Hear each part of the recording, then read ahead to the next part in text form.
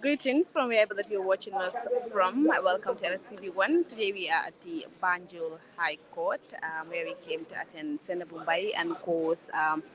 case hearing after it was adjourned on the 17th of October 2022 to today, the 27th of October 2022. As you can see on the title, the case is been adjourned again to the 17th of November 2022 by 3 p.m. As you can see, from Negani, the case is over for now, and then the accused persons are inside. But then you can see mbokk yi ñi nga xamante ne ñoo nekk Sainabou Mbaye, they are coming out. In a short minute, I will tell you what inspired between the lawyers and the judges inside the court ci li nga xamante ne moo dem ci hearing tey bi before it was adjourned to the 17th of November 2022. As you can see, the accused persons are inside and the lawyers are coming out. Um, we are live from Banjul, the High Court of the Gambia.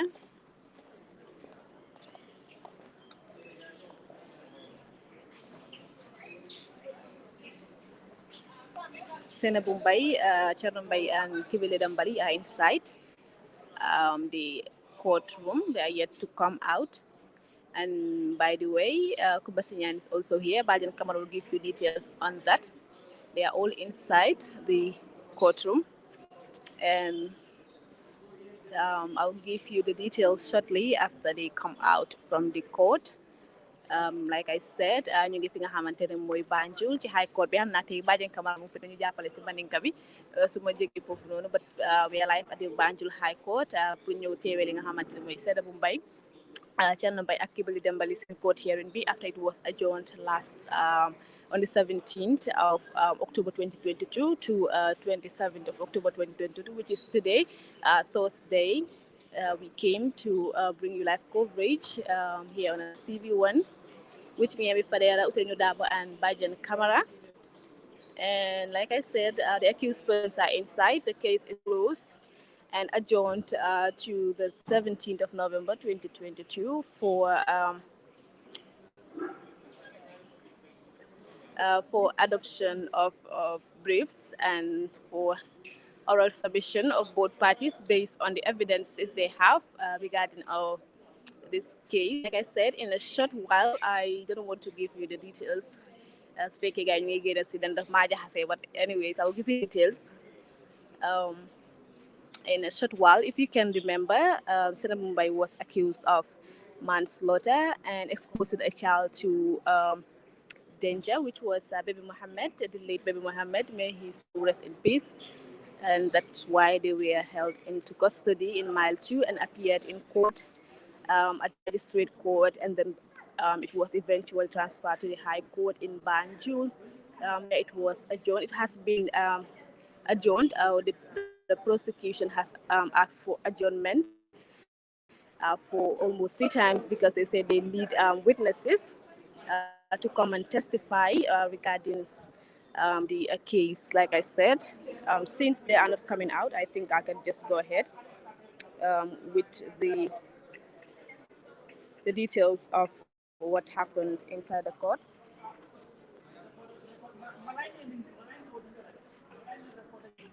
Okay, like I was saying today, the 27th of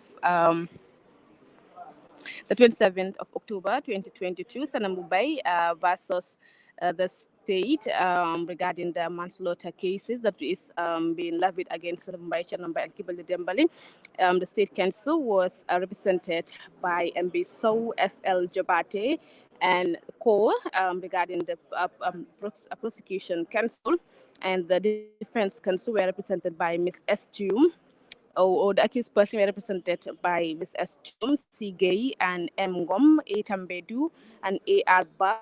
for the first, second, and third accused persons, which is Sainabou Mbaye, Thierno Mbaye, and Kibali Dembali, respectively.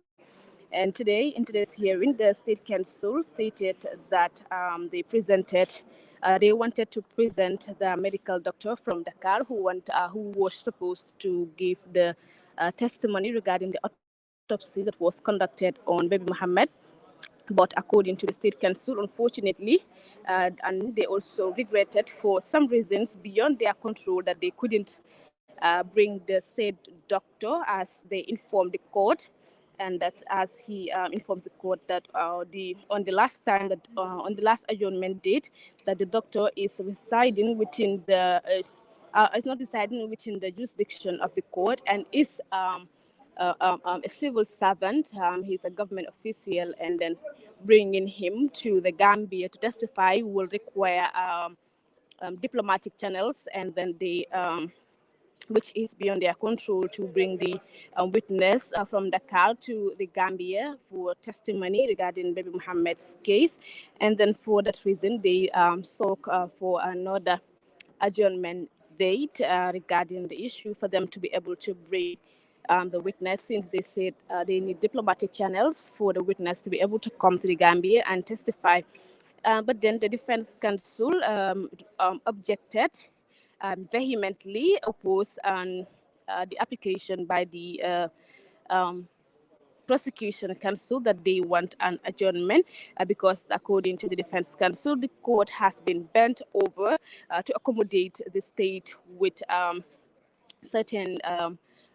adjournments because they have been given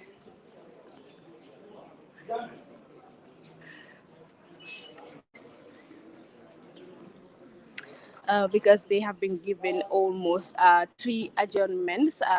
stating the same reason that they want to bring witnesses, which among them was the PW8, who was brought, and according to the judge, that witness was not on record and his name was not given to the defense counsel for them to prepare for the case. And then the defense counsel submitted that they want the court to reject the state's application for an adjournment, citing that the accused persons have been in custody for over a long time now, and then the case has been adjourned for almost three times just to bring witnesses. And he made the court recall that the last time, which was the 17th of October, the state told the state council that if the witness was not to come, then the case was going to be closed. And then that's where the defense counsel based their arguments that then the case should be closed, and then they proceed with the evidences that they have, because the accused persons have been in custody over a long time. The state council then went again to reject to the submission of the defense counsel and highlighted that it was not cited on any law, but according to the state council, their application was based on the discretion of the law, and he also cited section 226 of the CPC, which supported their application, and therefore submitted that their application be granted. However, in his ruling, Justice Ibrahim Jaite of the High Court said that the prosecution has woefully failed to secure the attendance of the witness, that they said, stating that they did not have the jurisdiction, or that it is beyond their control to bring the witness. And then, according to Justice Ibrahim Majaiti, if the state was serious, they could have used the state diplomatic channels to secure the attendance of the witness, and they have no good good and viable reason to seek for another adjournment. As I was saying, the accused person are about to come out from the courtroom.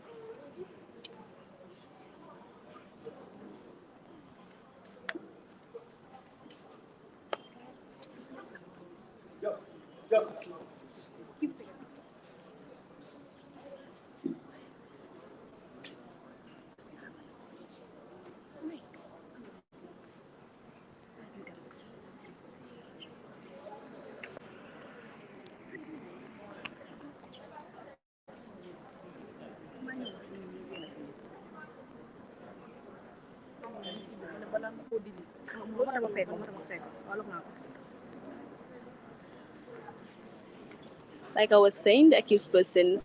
are inside. As you can see them, they're about to come out and then go back to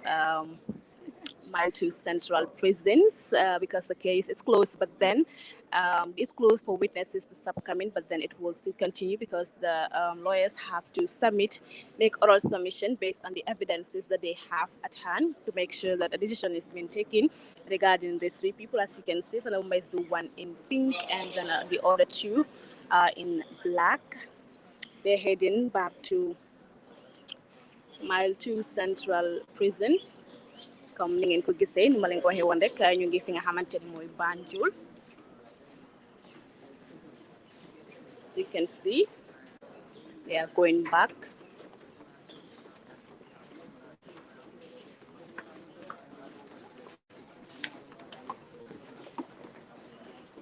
Like I was saying, as you can see them, they are heading back to Mile 2 Central Prisons. Okay.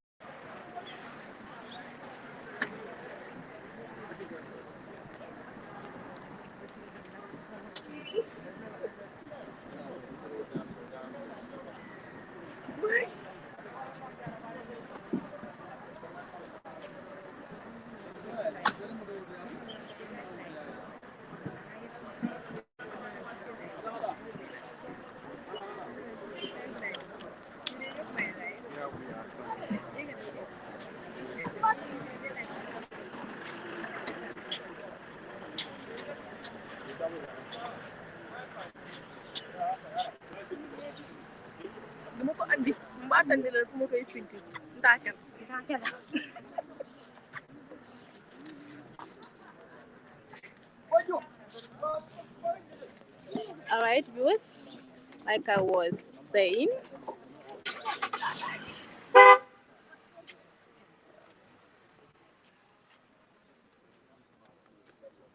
Sainabou Mbaye is being taken back to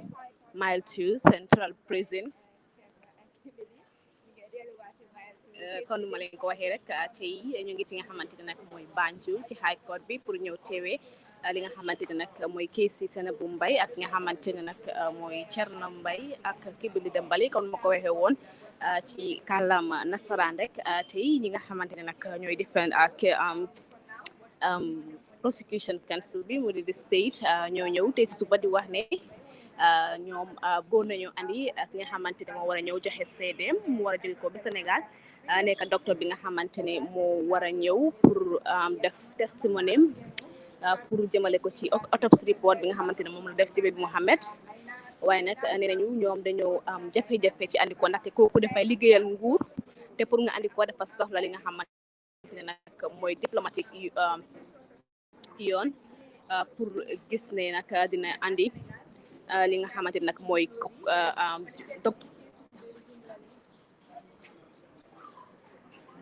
pour make sure ne dinañ andi code witness bi fi nga xamante ne mooy high court mu ñëw testify waaye nag ñi nga xamante ñooy defense counsel bi dañoo object ndaxte state counsel bi dañoo wax ne ñoom dañoo bëgga pour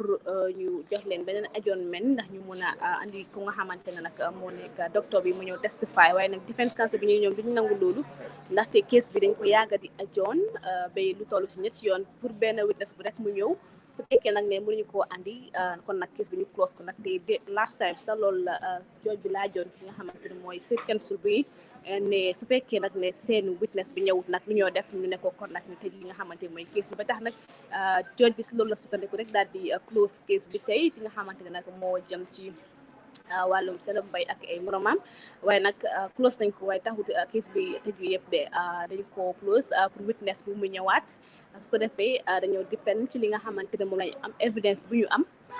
pour mun a def li nga xamante ne nag mooy case bi ku nekk mu sukkandiku ci ñu joxe seeni ay kàddu di presse bi ak council bi su boobaa nag jot bi mën a jël li nga xamante ne moo di sonam and then it was adjourned to the 17th of October of November 2022 su ko defee they have an oral submission from both parties and the case, and then the judge will take a decision regarding the issue. Basically, that's what transpired inside the court today. The case is adjourned, as you can see from the title, to the 17th of November 2022 for their oral submission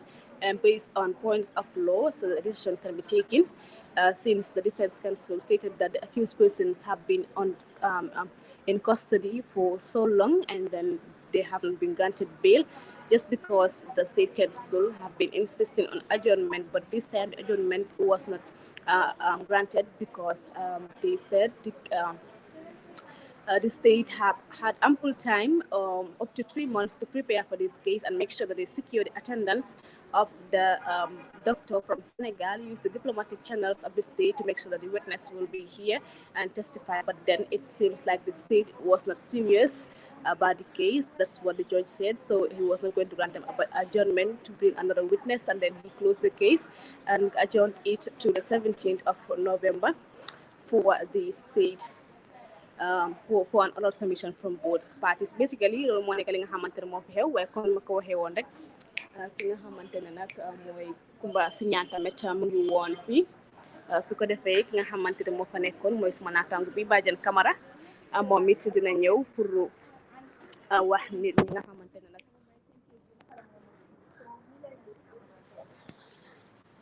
Badiane Camara nañu wax li nga xamante ne nag moo nekk jëm ci wàllum Kumba Siñaan ak tuuti ci li nga xamante ne mooy Sainabou Mbaye ci kàllaama Mandinka balaa muy dem ci li nga xamante ne mooy kees yi Kumba Siñaan. Badiane Camara bismillah. Okay, comme na colleague ya ko ñaan Ami Fadera be jang staying Banjul High Court ka fale Sainabou Mbaye ning ala broda ning che ning kibili dembele ila manslaughter case anata kenyameng bidun inatale doctor men nyanta ka bonan Senegal biri last week iba try ka on the 17 ne wo doctor nyanta ka I testify Banjul High Court ka tandiko autopsy ning atale yata wo doctor manna appear on the 17 bi fanang wala nyanta ka testify nu ka fo autopsy ning keta nyaadile autopsy min conduct baby Mohammed ka bara manna testify anu jojo ko yeso ñu adjournment la state council ñi yaso nu adjournment la nu on the 17 bi fana yaso adjournment na ko tenke ako sign case ñi ya close le sabri ye case close jojo nataka adoption of briefs akoy be wala kala on the 17th of November say ye case ñi close le witness tenala no ko tenke ka testify Sainabou Mbaye ñul la case do bari ye evidence ol men gada ibina wala agiwla on the 17th of November 2022 ka ruling ñinke fo ibe bulalale fo ibe case ñi continue la ko tenke say albula mol fen sa more updates diala Kumba Siñaan fanan bila ala first appearance at the Banjul High Court insal kala bula insal explain ka faje ko Kumba Siñaan ka fo may ko asteta bakawle friendship hotel atale ala kambano fanu for about 2 months comme ya 2 mille ko atale ala kambano fanu bila la first appearance at the Banjul High Court atana tale bari state ñinko lay ñinko bi ñanta ka indictment for file near indictment file isaja sina appear next week Tuesday yala court ñing adjourne for next week Tuesday on the 1st of November comme Ami Fadera ya ko ñame dorom bi ñing case lol mol nata wala attention LSTV1 ko laftale pour atelier c'est wala tan ko findina na dulato ganal tandi la membe kere court house Sainbou akamunta ko Sainabou ñol la court ya adjourne for on the 17th of November wel toleng ibe adoption of briefs kala adoption of brief wala be kala evidence ol menul gada bring court proceeding ni commencé ka bil fo biri ye muta ye sambal kane fin high magistrate court ibota ye nati Banjul High Court ye evidence ol men gada so far ibina wala agibla between the state council and in defense council say defense council ni wala nyanta ka lawyer ni nati sorry wala ñanta ko docteur ñi naati docteur may autopsy ñi conduct on baby Mohammed bari docteur ñi man na futano jang saying after see bring docteur ñi man na after lawyer ñi rurin ke ay rurin min ke ako ye case ñi close le there will be no witness will be testify regarding Sainabou Mbaye and his brother and the cousin Kibili Dembele. But for now, there is a ruling that the case is still adjourned to on the 17th of October, where